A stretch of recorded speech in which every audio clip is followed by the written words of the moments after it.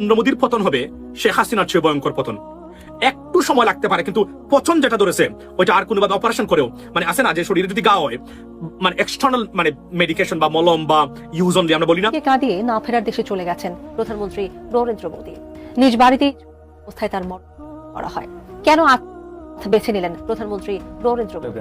ভারতে চলমান ছাত্রদের আন্দোলন রীতিমতো জনবিস্ফোরণ ঘটেছে ভারতের দিল্লি থেকে শুরু করে অলমোস্ট প্রত্যেকটা বড় সিটিতে, এবং এটা এখন অলমোস্ট গভর্নমেন্টের নিয়ন্ত্রণের বাইরে এবং ছাত্রদের নিয়ন্ত্রণে পুরো দেশের বিভিন্ন সিটি। এবং ভারতের মোদির গদির অবস্থা খুবই নড়বড়ে, যে কোনো ধরনের একটা ঘটনা ঘটে যেতে পারে। আমরা গতকাল থেকে দেখতে পাচ্ছি যে ভারতের দিল্লির যন্তর মন্তর অঞ্চলে লাখো লাখো মানুষের ভিড়। আসসালামু আলাইকুম, স্বাগতম আজকের আরও একটি নতুন ভিডিওতে। দর্শক, আশা করি সবাই ভালো আছেন। ভারতে উথাল পাতাল আন্দোলন, প্রধানমন্ত্রী মোদির পদত্যাগের দাবিতে রাস্তায় নেমে এসেছে ক্ষুব্ধ জনতা। তবে এর মাঝেই ছড়িয়ে পড়েছে এক চাঞ্চল্যকর খবর। তবে কি সত্যিই বিপদে মোদি, নাকি এর পেছনে লুকিয়ে আছে অন্য কোনো রাজনীতি?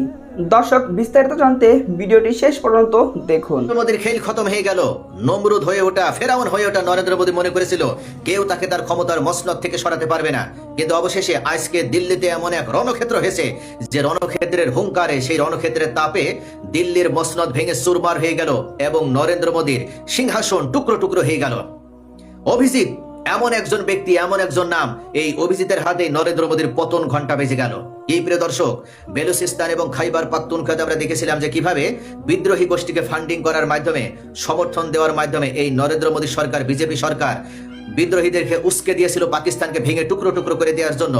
অবশেষে সেই ভারতের ভিতরে কি তাহলে পাকিস্তান বড় ধরনের ষড়যন্ত্র বাস্তবায়ন করার এক নীল নকশা তৈরি করেছে? পেছন থেকে কি চীন অর্থ দিয়ে সহায়তা করছে এই ছাত্র জনতাকে? হাজার হাজার নয়, লক্ষ লক্ষ ছাত্র জনতা আজকে দিল্লির এই যন্তর মন্ত্র এলাকায় জড়ো হয়েছিল। এত ছাত্র জনতাকে একত্রিত করার অর্থ এই অভিজিৎ কোথায় পেল? অনেক বিশ্লেষক ইতিমধ্যে উল্লেখ করেছে নিশ্চয়ই এর পেছনে পাকিস্তান এবং চীনের হাত থাকতে পারে। যেভাবে পাকিস্তানের অভ্যন্তরে মানুষ লিবারেশন আর্মিকে অর্থ দিয়ে, অস্ত্র দিয়ে সহায়তা করছে বিজেপি এবং নরেন্দ্র মোদী সরকার পাকিস্তানকে ভেঙে টুকরো টুকরো করে দেওয়ার জন্য, পাকিস্তানকে দুর্বল করে দেওয়ার জন্য, সেম একইভাবে এই মুহূর্তে ভারতকে ভেঙে টুকরো টুকরো করে দেওয়ার জন্য পাকিস্তানও থেমে নেই। মনে রাখতে হবে, ভারত তুমি যেমন নিজে ষড়যন্ত্র করতে পারো, সেম পাকিস্তানও কিন্তু তোমার বিরুদ্ধে ষড়যন্ত্র করতে পারে। তুমি যেভাবে মুসলিমদের ধর্মীয় স্থাপনাগুলো ভেঙে মাটির সাথে মিশিয়ে দিয়ে টুকরো টুকরো করে দিচ্ছ, গুড়িয়ে দিচ্ছ, মনে করছো যে হয়তো তুমি এভাবে হিন্দু রাষ্ট্র প্রতিষ্ঠা করার মাধ্যমে ভারতে তুমি ক্ষমতার মসনদে আজীবন টিকে থাকতে পারবে। কখনো নাই। এই মুসলিমরা তোমার বিরুদ্ধে হয়তো কোনো ধরনের আন্দোলনে যাবে না, অ্যাকশনে যাবে না, কিন্তু এবার তোমার বিরুদ্ধে যে ছাত্র জনতা আন্দোলনে গিয়েছে এবং সেই আন্দোলনে তোমার মসনদ ভেঙে টুকরো টুকরো হয়ে গেল।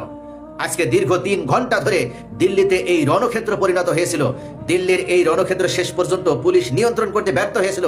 পুলিশের ব্যারিকেড ভেঙে এই লক্ষ লক্ষ ছাত্র জনতা তারা শেষ পর্যন্ত সংসদ অভিমুখে যাত্রা শুরু করে। ভারতের ককরোচ জনতা পার্টি সিজিপি লং মার্চ ছিল আজকে, অর্থাৎ লং মার্চ টু পার্লামেন্টকে কেন্দ্র করে রণক্ষেত্র পরিণত হয়েছিল এই দিল্লির রাস্তা। নিষেধাজ্ঞা এবং ব্যারিকেড উপেক্ষা করে হাজার হাজার বিক্ষুব্ধ শিক্ষার্থী এবং তরুণরা তারা রাজপথে নেমে এসেছিল। তবে শেষ পর্যন্ত তাদের ছত্রভঙ্গ করতে মূলত মেডিকেলে ভর্তি পরীক্ষা, নিটে অনিয়ম এবং যে দুর্নীতি করা হয়েছিল শিক্ষামন্ত্রী ধর্মেন্দ্র দ্বারা, সেই দুর্নীতির বিরুদ্ধে শেষ পর্যন্ত অবস্থান নেওয়া এবং এই ধর্মেন্দ্র প্রধানের পদত্যাগের দাবিতে এই আন্দোলনের ডাক দিয়েছিল সিজেপি। কিন্তু এই দুর্নীতিবাজ ধর্মেন্দ্র পদত্যাগ করেনি, উল্টো বিজেপি তার পক্ষ নিয়েছে। আর যে কারণে সকাল থেকেই সেন্ট্রাল দিল্লির প্রধান বিক্ষোভস্থল যন্তর মন্তরে জড়ো হতে থাকে হাজার হাজার তরুণ আন্দোলনকারী। মিছিল নিয়ে তারা পার্লামেন্টের দিকে এগোতে চাইলে এবং একাধিক স্থানে বসানো নিরাপত্তা ব্যারিকেড ভেঙে ফেলার চেষ্টা করলে পুলিশের সাথে সরাসরি তাদের এতে করে বেশ কয়েকজন আন্দোলনকারী এবং পুলিশ সদস্য আহত হয়। কিন্তু তারপরও আন্দোলনকারীরা থেমে যায়নি, তাদেরকে শেষ পর্যন্ত ছত্রভঙ্গ করার জন্য সার্চ করা হয়। দিল্লির বেশ কিছু এলাকায় এই আন্দোলন দমানোর জন্য ইন্টারনেট পরিষেবা বন্ধ ঘোষণা করে দেওয়া হয়েছে। অর্থাৎ আমরা যেভাবে দেখেছি বেলুচিস্তানে পাকিস্তানের বিরুদ্ধে বিদ্রোহীদেরকে উস্কে দেওয়ার মাধ্যমে ভারত মূলত সরাসরি সমর্থন জানিয়ে পাকিস্তানকে দুর্বল করার ষড়যন্ত্র বাস্তবায়ন করতে চাচ্ছে, সেম একইভাবে এবার এই অভিজিতদের মাধ্যমে হয়তোবা ছাত্র জনতাকে উস্কে দিয়ে পাকিস্তানও এই ঘটনা ঘটাতে পারে। কিন্তু মনে রাখতে হবে, এই আন্দোলন এখানেই শেষ নয়। এই আন্দোলন ক্রমান্বয়ে আরো দানা বেঁধে উঠে দিল্লির মসনদকে কাঁপিয়ে দেবে এবং এই বিজেপির একেবারে সংসদ ভেঙে চূর্ণ বিচূর্ণ করে দেবে। আজকে সকাল থেকে দিল্লি পুলিশের পক্ষ থেকে ওয়ার্নিং দেওয়া হয়েছিল, একমাত্র যন্তর মন্তর এলাকা ছাড়া অন্য কোনো এলাকায় শোভাযাত্রা, মিছিল, বিক্ষোভ সমাবেশ করা যাবে না, সম্পূর্ণ নিষিদ্ধ। 144 ধারা জারি করা হয়। কোনো ব্যক্তি যদি এই নির্দেশ অমান্য করে তাহলে তার বিরুদ্ধে আইনি ব্যবস্থা নেওয়া হবে। কিন্তু এই ছাত্র জনতা যখন জেগে ওঠে তখন তাদেরকে কেউ দমিয়ে রাখতে পারে না, সেটারই আরেকবার প্রমাণ হয়ে গেল। প্রিয় দর্শক, যে নরেন্দ্র মোদী নিজের দেশের ভিতরে শান্তি শৃঙ্খলা রক্ষা করতে পারে না, এমনকি যে ব্যক্তি নিজের দেশের ভিতরে বৈষম্য কায়েম করে রেখেছে, সে কিনা বাংলাদেশের বিরুদ্ধে বিভিন্ন সময় কথা বলার মাধ্যমে বাংলাদেশে নাকি বৈষম্য আছে এ ধরনের কথা বলার মাধ্যমে বাংলাদেশের ভিতরে অস্থিরতা সৃষ্টি করতে চায়। বাংলাদেশে নাকি সাম্প্রদায়িক সম্প্রীতি নেই, এটা উল্লেখ করার মাধ্যমে বাংলাদেশকে সাম্প্রদায়িকভাবে একটা সাম্প্রদায়িক রাষ্ট্রে পরিণত করার যে বিভিন্ন ষড়যন্ত্র, সেটা সে একের পর এক বাস্তবায়ন করতে চায়। তবে এই ষড়যন্ত্রকারী রাষ্ট্র ভারতের একেবারে রাজধানীতে আন্দোলন শেষ পর্যন্ত জানান দিল, ভারতই ভেঙে যাবে আগে, পাকিস্তান এবং বাংলাদেশ এবং চীন তারা অখণ্ড থাকবে। এই রাষ্ট্রগুলোর বিরুদ্ধে যতই ষড়যন্ত্র করুক না কেন ভারত, তারা ইসরায়েলের মতন যতই ষড়যন্ত্র করাকে পছন্দ করুক না কেন, কোনোভাবে তারা সফল হতে পারবে না। শেষ পর্যন্ত তাদের মসনদের ভিত কেঁপে গেল এবং এই নরেন্দ্র মোদীর পতন হবে, নমরুদের পতন হবে, ফেরাউনেরও পতন হবে। কি হচ্ছে এখন দিল্লিতে? সিংহাসন ছেড়ে সুড়ঙ্গ দিয়ে পালালেন নরেন্দ্র মোদী। ছাত্র সমাজ এখন রাস্তায় এক দফা দাবির দিকে এগিয়ে যাচ্ছে এখন ভারতের তরুণ সমাজ। গতকাল আমরা দেখলাম যেভাবে ছাত্রদের উপরে হামলা করেছে, আমরা এই হামলার নিন্দা এখন বিশ্বব্যাপী হচ্ছে। কি হবে নরেন্দ্র মোদীর ভবিষ্যৎ আর বিজেপির ভবিষ্যৎ?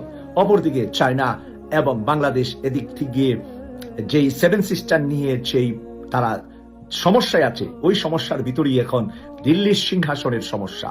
আমাদেরকে আর কত দাবিয়ে রাখবে ভারত? নিজেই এখন সেই দাবানলে পড়ে গিয়েছে বলে বিশ্বের সকল রাজনৈতিক বিশ্লেষকরা মনে করছেন। আপনারাও দেখছেন সারা মিডিয়া জুড়ে কি আলোচনা হচ্ছে। তাই নরেন্দ্র মোদীর ভবিষ্যৎ, শেখ হাসিনার ভবিষ্যৎ কিন্তু একই সুতায় গাঁথা। নরেন্দ্র মোদীর পতন হবে শেখ হাসিনার চেয়ে ভয়ঙ্কর পতন। একটু সময় লাগতে পারে, কিন্তু পচন যেটা ধরেছে ওইটা আর কোনোভাবে অপারেশন করেও মানে আছে না, যে শরীরে যদি গা হয়, মানে এক্সটার্নাল মানে মেডিকেশন বা মলম বা ইউজ অনলি আমরা বলি না, এই ধরনের কোনো কিছু এখানে কাজ করবে না। ভারতের মানে অর্থনীতি এবং রাজনীতির এবং দেশের ভিতরে যে আপনার যে ভেঙে পড়েছে সবকিছু, এখানে আর এক্সটার্নাল মলম দিয়ে কাজ হবে না, অপারেশন হবে না। কেননা ক্যান্সার যেটা যে জায়গা থেকে, ওইটা already spread, I mean across the body বলতে গেলে আপনি বলবেন এটা, but in a whole body. So এই কারণে নরেন্দ্র মোদীর পতন এখন মানে ম্যাটার অফ টাইম। এবং খেয়াল করছেন কিনা, not a single western country মানে ভারতের মানে পক্ষ হয়ে কোন ধরনের বক্তব্য দিচ্ছে না, অর্থাৎ সবাই বসে আছে কখন মানে মোদী গভর্নমেন্টের পতন হবে। মার্কিন যুক্তরাষ্ট্র not a single word, they very very silent, because তাদের পছন্দের সরকার হচ্ছে মানে ইউএস মানে ভারতের কংগ্রেস পার্টি। এটা আমি আপনাদেরকে গ্যারান্টি দিয়ে বলতে পারি, এটা জানাশোনা এবং this is a project. So যেভাবে পুলিশকে পিটিয়েছে, পুলিশ তাদেরকে পিটিয়েছে প্রথমে, ঠিক বাংলাদেশে যে কাজ করেছিল এইভাবে আবার পুলিশকে তারা পিটিয়েছেন। এখানে আমি 100% আপনার কি দেখি, ভারত বাংলাদেশের সাথে, বাংলাদেশের জুলাই অভ্যুত্থানের সাথে মিল আমি দেখি। এবং সেকেন্ড থিং, মানে মিডিয়া কর্মীদের, বিশেষ করে গদি মিডিয়ার উপর চড়াও হওয়া, আমি সেটা দেখতেছি এবং সবাই আতঙ্কিত, বিশেষ করে গদি মিডিয়া আতঙ্কিত।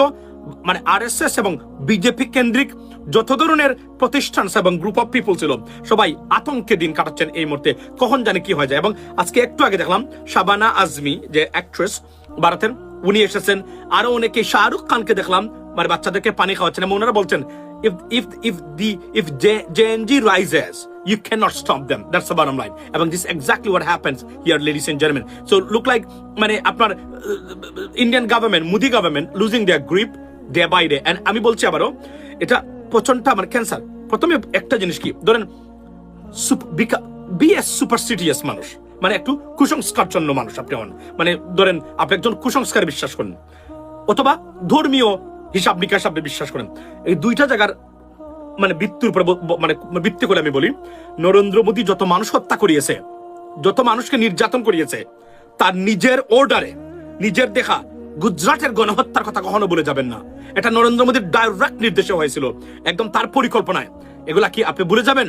এবং এই ডিক্টেটর, এই ধরনের মানে যে স্বৈরশাসক এবং নিকৃষ্ট যারা রাষ্ট্রপ্রধান আছেন, এদের পতনগুলা দেখার জন্য আপনাকে অপেক্ষা করতে হবে।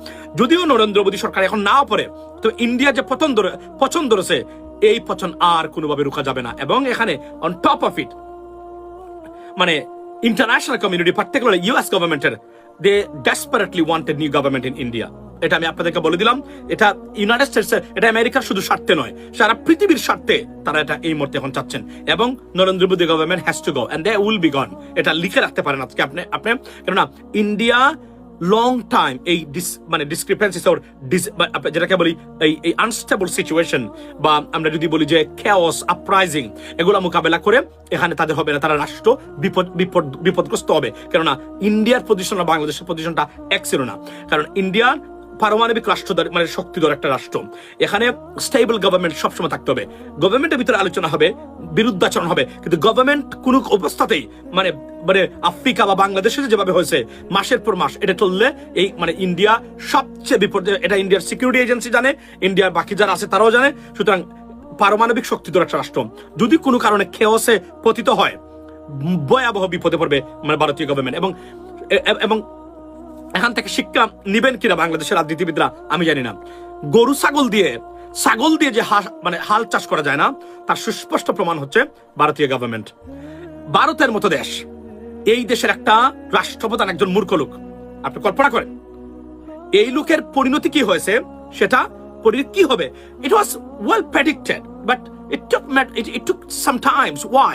Because Hindu nationalism was one of the reason why.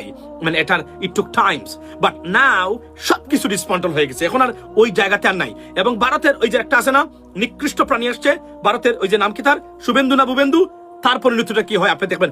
যেই মাত্র নরেন্দ্র মোদীর পতন হবে, শুভেন্দুর পতন হবে পশ্চিমবঙ্গে, লিখে রাখতে পারেন আপনারা।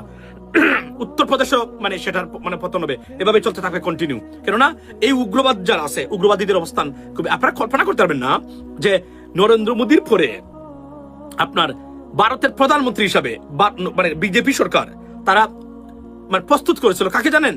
ওই যে উত্তরপ্রদেশের যোগী, ওই যে আনন্দ নাকি একটা আছে না, চরম উগ্রবাদ এবং নিকৃষ্ট মূর্খ, তাকে তারা রেডি করেছিল। কল্পনা করতে পারেন যে ভারতের মতো দেশ, যেখানে একটা ওয়েল এডুকেটেড ইন্টারন্যাশনাল ফিগার মানে মনমোহন সিং এর মতো ব্যক্তি দরকার, সেখানে নরেন্দ্র মোদীর মতো একজন প্রাণীকে বসিয়ে ভারত নিজেদের ধ্বংস ডেকে এনেছে। এবং যে কারণে ভারতের পরিস্থিতি আপনি কিভাবে কতটা ব্যর্থ, অর্থনৈতিকভাবে ব্যর্থ এবং আপনার মানে রাজনৈতিকভাবে ব্যর্থ, তাদের একটা পার্শ্ববর্তী দেশের সাথে তার সম্পর্ক নেই, এবং অর্থনৈতিকভাবে কতটা ব্যর্থ ভারত। আমি তো বলি আপনি আটকে উঠবেন, ভারতীয়রা আটকে উঠবে যদি তারা মানে প্রকৃত অর্থেই যদি তারা এই স্ট্যাটিস্টিক্স গুলা কোনো কারণে তারা পেত। গোপন করার পরেও যে তথ্য বেরিয়ে আসছে, এটা আমি বলছিলাম কয়েকদিন আগে। আশা করি ভিডিওগুলো সম্পূর্ণ দেখেছেন। এই ভিডিও সম্পর্কে যদি আপনার কোনো মতামত থাকে তাহলে অবশ্যই কমেন্ট করে জানাবেন। ভিডিওগুলো ভালো লাগলে অবশ্যই লাইক করবেন। দেখা হচ্ছে পরবর্তী কোনো ভিডিওতে, সেই পর্যন্ত সবাই ভালো থাকবেন, সুস্থ থাকবেন। আল্লাহ হাফেজ।